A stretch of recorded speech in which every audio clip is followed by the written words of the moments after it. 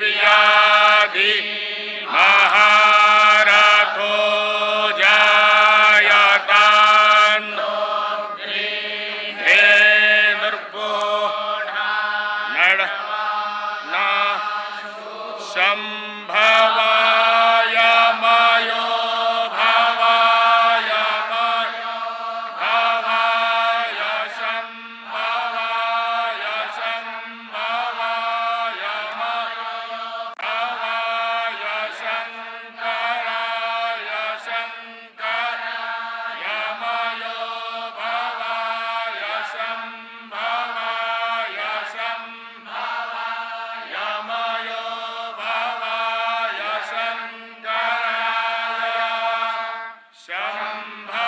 संभवायेति संभवाय संभवाय शंकराय शंकराय मयो भवाय शंकराय मयस्कराय मयहकराय शंकराय मयो भवाय शंकराय मयस्कराय मयो भवायेति मयः भवाय शंकराय मयस्कराय मयहकराय शंकराय शंकराय मयस्कराय शिवाय शिवाय मयहकराय शंकराय शंकराय मयस्कराय शिवाय शंकरायेति शंकराय मयस्कराय शिवाय शिवाय मयहकराय मयस्कराय शिवाय शिवतराय शिवतराय शिवाय मयहकराय मयस्कराय शिवाय शिवतराय मयहकरायेति मयहकराय शिवाय शिवतराय शिवतराय शिवाय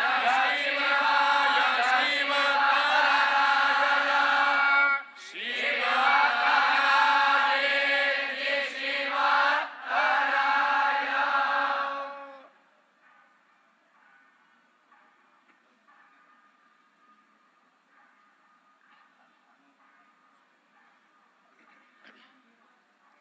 आनो भद्राः क्रतवो जन्तु विश्वतो रब्धासो अपरीकास उद्भिदाः देवानो यथा सदमिद्वृधे असन्नप्रायुः रक्षितारो दिवे दिवे देवानां भद्रासु मतिर्रेजूयतां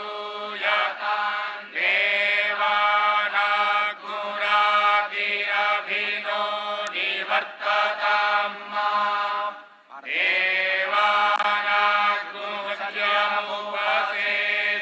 देवानाग्मुसत्यमुपसेदिमाह्वयन् देवान आयुः प्रतिरन्तु जीवसे तानूर्भयानि विदाहु महे भयम् अगम् सप्तर्षियों से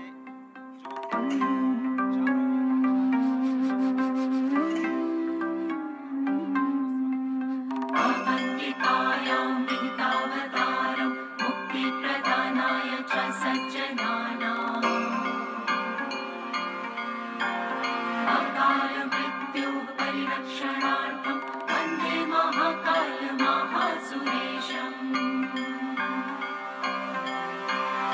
अवन्ति कायां विहितावतारं मुक्तिप्रदानाय च सज्जनानाम् अकालमृत्योः परिरक्षणार्थं वन्दे महाकालमहासुरेशम्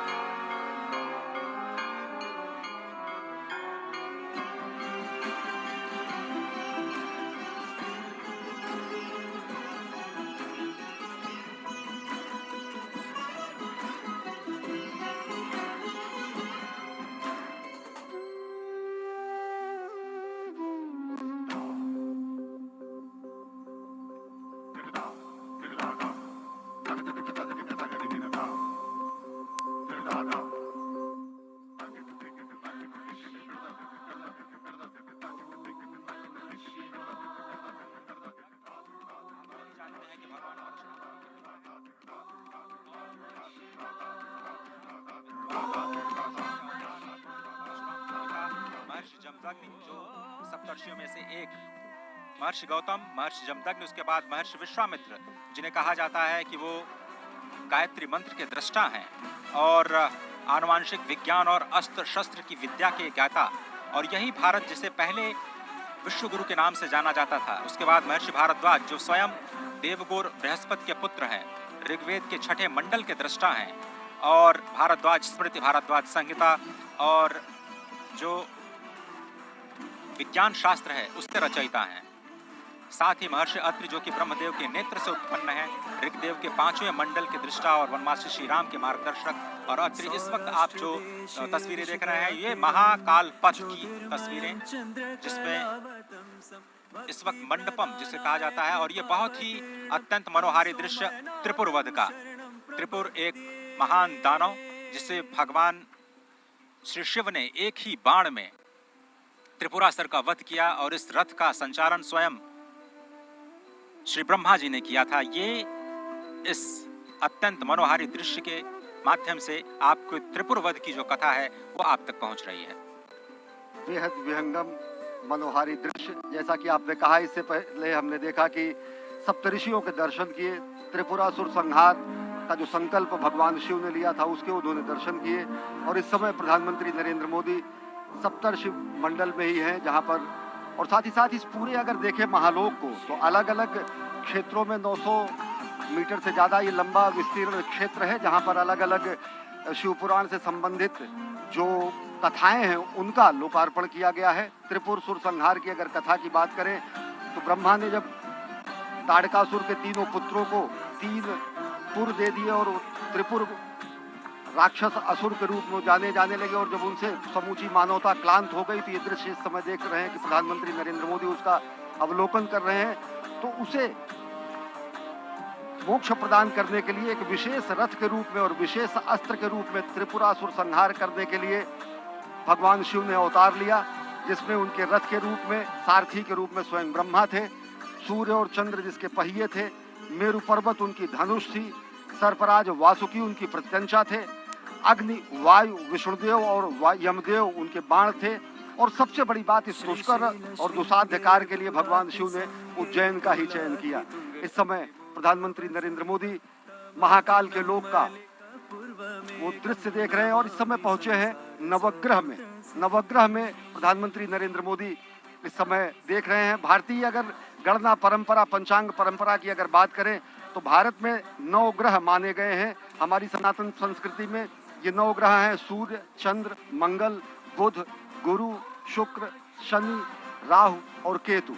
कालांतर में जो विज्ञान ने भी 9 ग्रह माने, उनमें चंद्रमा उपग्रह के रूप में रहा और सूर्य तारा के रूप में रहा, लेकिन नवग्रह के रूप में हमारी जो सनातन संस्कृति की जो गणनाएं रही उसका भी यहाँ पर बहुत शानदार वर्णन और विवेचन किया गया। और ये जो आप नयनाभिराम अप्रतिम दृश्य देख रहे हैं अजय, देखें तो किस तरीके से रक्षा सूत्र में बना हुआ भगवान शिव का ये शिवलिंग यहाँ पर रखा गया है। और निश्चित तौर से इसके पीछे की जो अवधारणा होगी कि एकता के सूत्र में हम समूचे देश को बांधे, धर्म धर्मांतर मत मतांतर को किनारे रखते हुए एक रक्षा सूत्र के रूप में यहाँ पर उपस्थित भगवान शिव का ये महालिंग ये बताता है कि किस तरीके से हम राष्ट्र की एकता के लिए, राष्ट्र को एकता के सूत्र में बांधने के लिए हम तत्पर हैं। क्योंकि ये पूरा का पूरा जिस शिवलिंग का लोकार्पण करते समय प्रधानमंत्री नरेंद्र मोदी ने विश्वार्पण लोकार्पण किया, वो रक्षा सूत्र से बना हुआ है। और रक्षा सूत्र से बनने का अर्थ यही है कि हम एकता के सूत्र में बंधे, क्योंकि अलग अलग तंतु जब एक हो जाते हैं तो रक्षा बनती है, और वो रक्षा सूत्र निश्चित तौर से लोगों की रक्षा के लिए होती है। और साथ ही साथ अगर देखें अजय, तो ये भारत के विश्व के मस्तक पर, विश्व के क्षितिज पर नए भारत के अभ्युदय का सीधा प्रमाण है। पूरी दुनिया देख रही कि किस तरीके से भारत भारतीयता को अपने में समेटे, नित नूतन और चिर पुरातन विरासत के साथ विकास के मंत्र को लेकर प्रधानमंत्री नरेंद्र मोदी नए भारत का अभ्युदय कर रहे हैं, नए भारत का निर्माण कर रहे हैं, नए भारत की संकल्पना को साकार कर रहे हैं। और इस समय प्रधानमंत्री नरेंद्र मोदी इस 900 मीटर से ज्यादा लंबे महाकाल कॉरिडोर जिसे कहा जाता है, और जिसे कहा जाता है महाकाल का लोक, महाकाल के लोक का महालोकार्पण करने के बाद अब प्रधानमंत्री नरेंद्र मोदी जा रहे हैं इस पूरे विस्तीर्ण क्षेत्र का भ्रमण करने के लिए। और सबसे बड़ी बात अजय, जैसा आपने बताया था कि यहाँ की दरो दीवार पर शिवपुराण से संबंधित एक एक कथाओं का विधिवत चित्रण किया गया है। चाहे वो गंगा अवतरण का दृश्य हो, चाहे वो असुरों के वध का दृश्य हो, चाहे वो भगवान के अलग अलग अवतारों की रूप हो, चाहे वो संदीपनी और भगवान अस्थि का दान करने वाले दधीच के पुत्र को मोक्ष प्रदान करने का दृश्य हो। और जैसा कि अभी हम एक बार फिर देख रहे हैं, ताड़कासुर के वध के बाद त्रिपुरारी जब कहा गया भगवान शंकर को, त्रिपुरारी यदि त्रिपुर असुरों के वध करने के बाद कहा गया, और उसका बेहद विहंगम नैनाभिराम दृश्य यहाँ पर स्थापित किया गया है। भगवान गणेश की मूर्ति, भगवान कार्तिकेय की मूर्ति, माता पार्वती, भगवान शंकर, यानी कि भगवान शंकर का समूचा दरबार और परिवार यहाँ पर स्थापित है महाकाल के इस महाप्रांगण में। अजय, तो ये शिव वाटिका जो इस वक्त आप देख रहे हैं, ये त्रिपुरारी हनन का दृश्य बार बार आपकी स्क्रीन पर। इस वक्त प्रधानमंत्री मोदी अब जो त्रिवेणी मंडपम है उसकी ओर, जो आप दृश्य देख रहे हैं वो त्रिवेणी मंडपम का दृश्य है। और इस वक्त प्रधानमंत्री मोदी का जो काफिला ई कार्ट के जरिए अब महाकालेश्वर पथ की ओर धीरे धीरे बढ़ता हुआ, तो महाकाल लोक का लोकार्पण अब किया जा चुका है। और अब धीरे धीरे जिसे महाकालेश्वर पथ कहा जाता है, जो अब इस प्रथम चरण में जो नंदी द्वार हैं वहां से शुरू होता है, और ये 900 मीटर से ज्यादा लंबा ये पूरा का पूरा महाकालेश्वर पथ, यहाँ से आपको भगवान शिव के जो अवतार हैं, भगवान शिव की जो लीलाएं हैं, भगवान शिव के नाम, भगवान शिव के गुण, उनकी कथाओं का मंचन करते हुए आपको चित्रवृत्तियां दिखाई देंगी, जो आपको एक अद्भुत दुनिया में ले जाती हैं। और तकनीक का भी बहुत ही जबरदस्त इस्तेमाल यहाँ पर किया गया है, जिसमें अगर आपको इन वृत्त चित्रों पर जो कथाएं जिसे आप नहीं समझ पा रहे हैं, आप बारकोड के स्कैन के जरिए आप वहाँ तक पहुँच सकते हैं, और वहाँ की जो कथाओं को आप आसानी से तकनीक के माध्यम से उसके बारे में जान सकते हैं, उनके बारे में पढ़ सकते हैं। तो तकनीक का इस्तेमाल युवाओं को लुभाने की कोशिश, सभी पर्यटकों को आकर्षित करने की कोशिश, महाकालेश्वर पथ। और इस वक्त आप देख रहे हैं कि प्रधानमंत्री मोदी कैसे हर एक चरण के जो हर एक आयाम है उनका अवलोकन करते हुए, और मुख्यमंत्री इस वक्त उनकी मदद करते हुए इस पूरे के पूरे महाकाल लोक के अलग अलग जो आयाम हैं, अलग अलग जो प्रतिष्ठाएं हैं, उनके बारे में बताते हुए। और इस वक्त आप देख रहे हैं कि धीरे धीरे वो महाकालेश्वर पथ की ओर जाते हुए अब यही पथ आपको सीधे महाकाल के मंदिर के मुख्य द्वार तक ले जाएगा, जहां पर आप अपनी पूजा अर्चना अपने तरीके से संपन्न कर सकते हैं। और अगर आप समझें तो ये पूरे के पूरे पथ में जो सुविधाएं हैं पर्यटकों के लिए वो विकसित की गई हैं, और मकसद यही है कि स्मार्ट सिटी के तौर पर उज्जैन को एक विकास दिया जाए। और केवल स्मार्ट सिटी ही नहीं बल्कि सांस्कृतिक शहर के रूप में भी उज्जैन को जाना जाता है। और जिस तरह से सभ्यता, संस्कृति, विज्ञान और तकनीक का एक अद्भुत और अनोखा संगम आपको इस वक्त दिखाई दे रहा है महाकालेश्वर पथ पर, जहां पर पैदल चलने की भी व्यवस्था है और ई कार्ट से भी चलने की भी व्यवस्था है। जिस तरह से जिस पथ से प्रधानमंत्री इस वक्त जा रहे हैं, कल से जनता के लिए खोल दिया जाएगा, और आम जनता कल से ही इस पथ का प्रयोग करते हुए चाहे तो पैदल और चाहे तो ई कार्ड के माध्यम से भगवान श्री महाकालेश्वर के मुख्य मंदिर की ओर जाने के सफर पर निकल सकते हैं और साथ ही जो शिवलोक के कथाएं हैं उनको अपने आप में समाहित करने की प्रक्रिया को भी समझ सकते हैं, जान सकते हैं। निश्चित तौर से अजय अगर देखें तो ये अकल्पनीय दृश्य है। जिस तरीके से रुद्र सागर का पुनरुद्धार हुआ, जिस तरीके से रुद्र सागर को विस्तार दिया गया, जिस तरीके से रुद्र सागर का विस्तारीकरण करने के बाद सौंदर्यीकरण किया गया, उस तरीके से ये सही मायने में अगर देखें तो अद्वितीय है, अतुलनीय है, अप्रतिम है, अनुपम है। और ये जो छटा आप देख रहे हैं, इस समय देश देशांतर के अनेक मनीषी, महामंडलेश्वर और साथ ही साथ सनातन संस्कृति के ध्वजवाहक यहाँ पर साक्षी बन रहे हैं महाकाल की इस धरती पर। असंख्य देव और साथ ही साथ अन्य लोगों के साथ जो चराचर में व्याप्त है। निश्चित तौर से अगर देखें तो ये सनातन संस्कृति की धर्म ध्वजा का विश्व के पटल पर लहराने जैसा है। और साथ ही साथ अगर देखें तो ये एक स्वप्नद्रष्टा की साधना के सफल होने का परिणाम है। या अजय देखें तो संकल्प से सिद्धि का परिणाम है। ये राष्ट्र सेवक की साधना का ये कर्मफल है। और साथ ही साथ कर्मयोगी प्रधानमंत्री नरेंद्र मोदी के दिशा निर्देशन में बना हुआ ये महाकाल का लोक आदि योगी को दी गई सही और सच्चे मायने की कार्यांजलि है। पुष्पांजलि अर्पित की उन्होंने अभी महाकाल के दरबार में, और अब कर्तव्य परायण स्वरूप में कार्यांजलि अर्पित कर रहे हैं सनातन संस्कृति के दिव्य प्रकाश स्तंभ के रूप में, जो कि महाकाल के महालोक के रूप में आज जिसका लोकार्पण किया गया है। एक और बहुत ही महत्वपूर्ण जानकारी जो मैं आप सभी के साथ साझा करना चाहता हूँ अश्विनी, वो ये कि आप इस वक्त जो दृश्य अपने टीवी स्क्रीन पर देख रहे हैं वो भारत का पहला नाइट गार्डन है। ये भारत का सबसे लंबा टेम्पल कॉरिडोर है जिसे आप महाकालेश्वर पथ के तौर पर अब आज से जानेंगे। महाकाल लोक का ये महाकालेश्वर पथ इस वक्त भारत का सबसे लंबा कॉरिडोर, काशी कॉरिडोर भी आपने देखा, वो 300 मीटर करीब उससे 3 गुना ये जो लंबाई है। और इस वक्त जो दीवारों पर जो कथाएं चित्रित की गई हैं वो कैसे उकेरी गई हैं और कैसे सभी संतों से, सभी महर्षियों से विचार विमर्श करने के बाद किन श्लोकों को वहाँ पर उद्धृत किया जाना है। और इस पूरी के पूरे जो आपको दीवार दिख रही है वो 25 मीटर ऊंची, उसमें आधे किलोमीटर यानी 500 मीटर का जो हिस्सा है वो शिव पार्वती के विवाह के संबंध से जुड़ी हुई कथाओं के लेकर के समेटे हुए हैं। और अजय सबसे बड़ी बात आपने ये भी बताई, दर्शकों को अपनी रिपोर्ट में भी दिखाया कि किस तरीके से ये पुरातन और नवीन का संगम भी है। इन सभी भित्ति चित्रों पर उससे संदर्भित एक बारकोड लगाया गया है। उस बारकोड को कोई भी श्रद्धालु, कोई भी दर्शनार्थी आके उसको स्कैन कर सकता है। और अगर जब वो स्कैन करेगा तो सीधे वो वेब संजाल के वेब पेज के उस वेब पेज पर पहुंच जाएगा जो कि जहां पर उससे संदर्भित कथा कही गई है। तो पूरा का पूरा शिव पुराण के पुरातन स्वरूप को नवीनतम रूप में व्याख्यायित करते हुए, और ये 108 स्तंभों की जो ये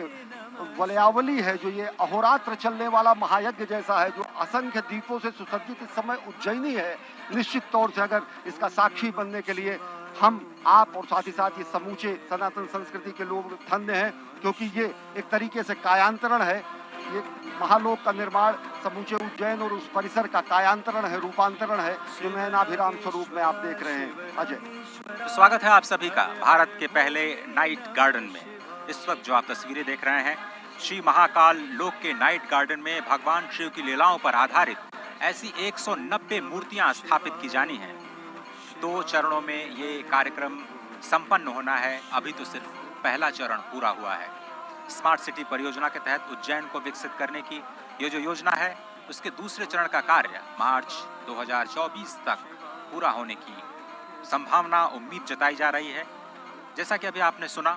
108 स्तंभ स्थापित किए गए हैं जिसमें भगवान शिव और उनके गणों की विभिन्न मुद्राएं बनी हुई हैं। और आप देखें स्वयं महाकाल के रूप में जो लोक कलाकार हैं और 750 से ज्यादा लोक कलाकार देश के अलग अलग हिस्सों से अपने कार्यक्रम का, सांस्कृतिक कार्यक्रम को प्रदर्शित करते हुए इस वक्त आपकी टेलीविजन स्क्रीन पर नजर आ रहे हैं। श्री महाकाल लोक में 18 फीट की 8 प्रतिमाएं हैं जिसमें नटराज, भगवान शिव के पुत्र गणेश और कार्तिकेय, दत्तात्रेय अवतार, पंचमुखी हनुमान,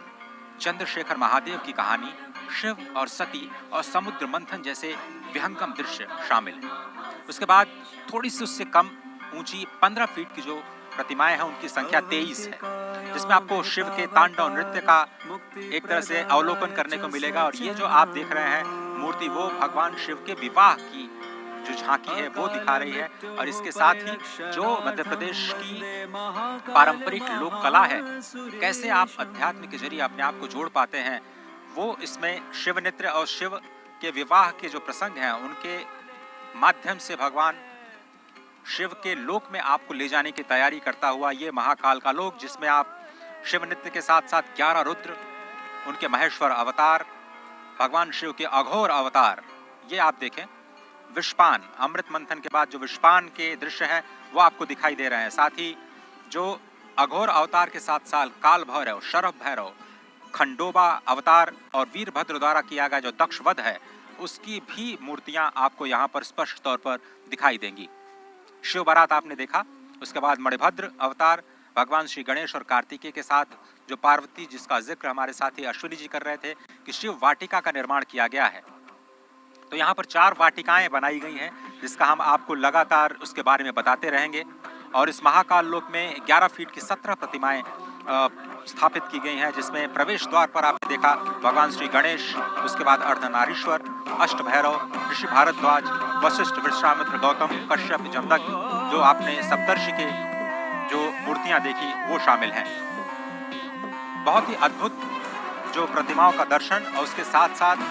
जो भगवान शिव की जो शिवत्व का दर्शन है, वो आप कैसे दृश्यों के माध्यम से अपने आप में समाहित करते हुए भगवान श्री महाकालेश्वर मंदिर की अपनी यात्रा को धीरे धीरे आगे बढ़ाते हुए और अत्याधुनिक सुविधाओं का आनंद लेते हुए कैसे आप अध्यात्म के सफर पर चल सकते हैं और कल ही से इस योजना का या फिर कहें इस सुविधा का लाभ उठा सकते हैं, वो अब राष्ट्र को समर्पित हो चुका है। स्वागत है आप सभी का महाकाल लोक में, स्वागत है आप सभी का भारत के पहले नाइट गार्डन। ज्योतिर्मयं चन्द्रकलावतंसं भक्तिप्रदानाय कृपावतीर्णं तं सोमनाथं शरणं प्रपद्ये। संकल्पना है सही मायने में यहाँ पर इस समय धरती पर उतर आई है और सब कुछ इस समय शिवोहम के स्वरूप में हो चुका है। न मे द्वेष रागो न मे द्वेष रागो न मे लोभ मोहो मदो नैव मे नैव मात्सर्य भावः न धर्मो न चार्थो न कामो न मोक्षः चिदानंद रूपः शिवोहम। अगर शिव को व्याख्यायित करने की कोशिश की जाती है तो कहा जाता है न वो द्वेष है, न राग है, न लोभ है, न मोह है, न मद है, न मात्सर्य है, न धर्म है, न अर्थ है, न काम है, न मोक्ष है, चिदानंद रूप है। और वह रूप जो सत्य, चित और आनंद को व्याख्यायित करता है, और वह रूप जो सही मायने में आज देखें तो आज रुद्रसागर के तट पर, पुण्य सलिला क्षिप्रा के तट पर, उज्जैन नगरी में इस समय विलक्षण क्षण के हम सहभागी बन रहे हैं। हम देख रहे हैं ये नयनाभिराम दृश्य किस तरीके से कायांतरण हुआ है, किस तरीके से रूपांतरण हुआ है, किस तरीके से कलेवर बदला हुआ है। और सही मायने में अगर देखें तो अगर एक सशक्त नेतृत्व होता है, स्पष्ट दूरगामी लक्ष्य होता है, अगर दूरदृष्टा का संधान होता है और संकल्प होता है, तो ये प्रमाण है कि किस तरीके से संकल्प की सिद्धि होती है। अजय, प्रधानमंत्री नरेंद्र मोदी के दिशा निर्देशन में ये पूरा का पूरा निर्माण कार्य किया गया है मध्य प्रदेश सरकार द्वारा। आप इस सफर को जारी रखें। सिर्फ मैं एक छोटी सी जानकारी आपके साथ और अपने दर्शकों के साथ साझा करना चाहता हूँ। ये जो नाइट गार्डन आप देख रहे हैं, ये अद्भुत इसलिए है क्योंकि ये आत्मनिर्भरता की कहानी है। ऐसा इसलिए क्योंकि इस पूरे प्रांगण में सौर ऊर्जा से संचालित करीब 450 किलोवाट ऊर्जा का उत्पादन होता है और इससे करीब जो 80% विद्युत का उत्पादन या जो उपभोग है, जो इस वक्त आप देख रहे हैं नाइट गार्डन में किया जा रहा है, वो यहीं के प्रांगण में जो सौर ऊर्जा स्थापित की गई है 450 करीब 450 किलोवाट के संयंत्र के द्वारा 80% जो हिस्सा है वहीं से आ रहा है। इसलिए मैं कह रहा हूँ कि ये आत्मनिर्भरता की कहानी है और पूरे विश्व तक इस कहानी को ले जाना इसलिए जरूरी है क्योंकि भारत सक्षम है वो करने में जिसकी कल्पना आप कर सकते हैं, जिसके बारे में आप सोच सकते हैं। और आप देख रहे हैं मलखम मजे, इसके बारे में बताएं पूरा का पूरा कितना ये विलुप्त होती है हमारी विरासत थी और जिसको पुनर्जीवित करने का कार्य प्रधानमंत्री नरेंद्र मोदी ने किया। और ये बहुत ही अद्भुत, ये माधव न्यास संचालित जो मलखंभ की पूरी प्रक्रिया है वो आप इस वक्त देख रहे हैं। और यही इसी संस्थान का जो छात्र हैं, छोटे छोटे छात्र हैं, वो राष्ट्रीय स्तर पर अपनी एक अलग पहचान भी बना चुके हैं। और यहाँ के कई जो छात्र हैं वो स्वर्ण पदक विजेता भी हैं राष्ट्रीय खेलों में, जो मलखंभ से संबंधित जो प्रतियोगिताएं होती हैं। तो अजय, इसके बगल ही भारत माता का मंदिर है जहाँ पर मलखंभ के बच्चों को शिक्षा दीक्षा दी जाती है। उसके बगल में ही आद्य द्वितीय गुरु संघ चालक को संबंधित और उनको लिए समर्पित माधव सेवाश्रम है। और साथ ही साथ ये जो विलक्षण हम देख रहे हैं कि ये जो हमारी कला थी, जो हमारा ये ज्ञान था, जो हमारा ये कर्तव्य था, जो हमारा व्यायाम था, जो कि कहीं लुप्त हो रहा था, उसको जो है पुष्पित, पल्लवित, संवर्धित और स्थापित करने का प्रयास प्रधानमंत्री नरेंद्र मोदी ने किया। और देख रहे हैं आप भारत माता का मंदिर, जो कि महाकालेश्वर भक्त निवास भी यहाँ पर है, और महाकाल के प्रांगण से ही सटा हुआ ये भारत माता का मंदिर है। निश्चित तौर से अगर देखें तो दो ही मंदिर हैं, या तो हरिद्वार में भारत माता का मंदिर है या फिर उज्जैन में भारत माता का मंदिर है। हम उस संस्कृति के हैं अजय, जो हम कहते हैं कि माता पृथ्वी पुत्रो अहम, माता पृथ्वी है और हम उसके पुत्र हैं। हम ऐसे उस सनातन संस्कृति के हैं जो हम कहते हैं कि हम अपनी जन्मभूमि को माँ के सदृश मानते हैं। हम उस संस्कृति के हैं जो ये कहते हैं कि जननी जन्मभूमिश्च स्वर्गादपि गरीयसी। हम उस सनातन संस्कृति और भारत भूमि की पूर्ण भूमि के हैं जो कि ये बताते हैं कि जीवन का क्षण क्षण और शरीर का कण कण राष्ट्र के लिए समर्पित होना चाहिए। और इन्हीं ध्येय वाक्यों को आगे लेते हुए और राष्ट्र निर्माण के प्राण प्रण से जुटे हुए इस राष्ट्र साधक के संकल्पना के साकार होने का आज दिन है, स्वप्न दृष्टा के स्वप्न के साकार होने का दिन है। ये विहंगम दृश्य खुद बताता है कि किस तरीके से पूरा का पूरा इस परिसर का कायांतरण हुआ है, रूपांतरण हुआ है, दिव्य अलौकिक छटा मिली है। अजय, कुमुद सरोवर का दृश्य आप देख रहे हैं। और जिस तरह से हमने पहले कहा कि यहाँ पर जितने भी विद्युत का उत्पादन किया जाता है वो पूरे के पूरे इसी प्रांगण में प्रयोग किया जाता है। ऊर्जा के उत्पादन के लिहाज से 80% आत्मनिर्भरता प्राप्त की जा चुकी है। और बहुत ही समझना इसलिए भी आवश्यक है एक और बात कि सुरक्षा की दृष्टि से भी जो तकनीक का इस्तेमाल इस पूरे प्रांगण में किया गया है वो अभूतपूर्व है। 24 घंटे यहाँ पर विशेष सर्वेलांस कैमरों के जरिए निगरानी की जा रही है, क्योंकि इसमें बहुत बड़ी संख्या में लोग आने वाले हैं। अगर आप देखें जो नंदी द्वार है वहाँ से करीब 20,000 लोग एक साथ प्रवेश कर सकते हैं। महाकाल के परिसर में अगर हम समझें तो हर घंटे 1 लाख से ज़्यादा लोग महाकालेश्वर के दर्शन कर सकते हैं। इतने लोगों पर निगरानी रख पाना बहुत ही मुश्किल कार्य होता है। और इसीलिए हम कह रहे हैं बार बार कि आर्टिफिशियल इंटेलिजेंस का इस्तेमाल करते हुए एक बहुत ही उन्नत और अत्याधुनिक कमांड एंड कंट्रोल सेंटर बनाया गया है, जिसके ज़रिए जो सर्वेलांस कैमरों की मदद से जो integrated command and control centre है पूरे परिसर की 24 घंटे निगरानी की जाएगी। और इस परियोजना का जो पूरा उद्देश्य है इस क्षेत्र में जो भीड़ भाड़ पहले थी उसको कम करना और किस तरह से जो विरासत संरचनाओं का संरक्षण करना, और साथ ही साथ जो इस परियोजना के विस्तार के जरिए यहाँ पर पर्यटन को बढ़ावा देना है, अर्थव्यवस्था को भी बढ़ावा देना है, आत्मनिर्भरता को भी बढ़ावा देना है, समृद्धि को भी हमें दिखाना है, अपने सांस्कृतिक धरोहर को सहेजना भी है। इन सभी कार्यों का जो संगम है वो आपको इस महाकाल के इस नए लोक में इस वक्त भारत के पहले नाइट गार्डन के रूप में, एक विहंगम दृश्य के रूप में, जिसमें इस वक्त आप रुद्र सरोवर के साथ साथ महाराज विक्रमादित्य का टीले के साथ साथ आप देख रहे हैं ये दृश्य, जो आप या फिर कहें कि भारत माता के मंदिर के साथ साथ जो मंदिर का मुख्य शिखर है वो भी आपको बहुत ही आसानी से दिख रहा है। अप्रतिम विहंगम दृश्य, नयनाभिराम दृश्य। और अजय, जैसा आपने बताया कि भारत ने ही प्रधानमंत्री नरेंद्र मोदी के अध्यक्षता में और उनके नेतृत्व में इंटरनेशनल सोलर अलायंस की स्थापना की, और यहाँ इस पूरे परिसर का जो प्रकाश की व्यवस्था की गई है वो सौर ऊर्जा द्वारा संचालित है। ये होता है दूरदृष्टि और ये होता है स्वप्न दृष्टा के स्वप्न का साकार होना। निश्चित तौर से अगर देखें तो भारतीय संस्कृति और भारतीय जो संस्कृति के पुनर्स्थापना का जो ये संक्रांति काल है इसको इस रूप में देखा जा सकता है। वास्तव में ये सांस्कृतिक पुनर्जागरण का काल है। हमने वो दौर भी देखा जब भारत भारतीयता के नाम से लोग मुंह छिपाते और मुंह चुराते हुए भी शासन करते हुए लोग दिखे, लेकिन आज गर्व से सबको अपने में एक रक्षा सूत्र के रूप में समेटे हुए भारत भारतीयता का जयगान और जयघोष करते हुए विश्व के पटल पर एक नए भारत का अभ्युदय हो रहा है और वो प्रधानमंत्री नरेंद्र मोदी के सबल सशक्त नेतृत्व में हो रहा है। निश्चित तौर से दुनिया देख रही है भारत के नए शक्तिबोध को, दुनिया आज देख रही है भारत के नए सौंदर्य बोध को,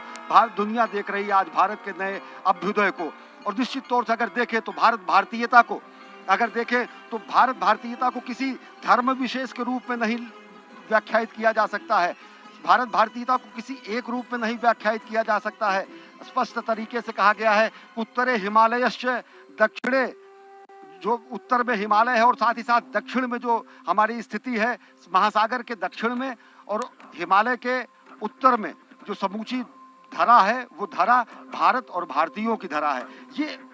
महाघोष हमने ईसा पूर्व शताब्दियों पहले अपने पुराणों और वेदों में इसका उद्घोष किया। निश्चित तौर से अगर देखें तो आज नयनाभिराम छटा देखकर विश्व गदगद होगा। सनातन संस्कृति भारत भारतीयता आज आह्लादित होगी और निश्चित तौर से भारत के नए अभ्युदय का दिन है। और अगर उनको चंद शब्दों में समेटे श्रद्धेय अटल जी के शब्दों में अजय, तो उन्होंने कहा कि मैं एक बिंदु परिपूर्ण सिंधु, ये रुद्रसागर के एक एक बिंदु में भी ये व्याख्या समझी जा सकती है कि किस तरीके से हमारा समाज है। हम तो एक बिंदु परिपूर्ण सिंधु, यह है मेरा हिंदू समाज, मेरा इसका संबंध अमर, मैं व्यक्ति और यह है समाज, इससे मैंने पाया तनमन, इससे मैंने पाया जीवन, मेरा तो बस कर्तव्य यही सब कुछ कर दूं इसको अर्पण, मैं तो समाज की थाती हूँ, मैं तो समाज का हूँ सेवक, मैं तो समष्टि के लिए व्यष्टि का कर सकता बलिदान अभय, तन मन हिंदू जीवन हिंदू रग रग हिंदू मेरा परिचय। मानवता के कल्याण के लिए हमने अस्थि का दान किया है, समष्टि के कल्याण के लिए व्यष्टि का बलिदान करना हमारी परंपरा रही है, समष्टि के कल्याण की प्रार्थना और अभ्यर्थना करनी हमारी सनातन संस्कृति का मूल बिंदु रहा है। और आज महाकाल के इस दरबार से, महाकाल के इस महालोक के लोकार्पण और विश्वार्पण के बाद दुनिया देख रही है कि किस तरीके से भारत और भारतीयता विश्व पटल पर नए स्वरूप में अभ्युदय हो रहा है। उसका नए नेतृत्व, सबल सशक्त नेतृत्व में भारत और भारतीयता जगत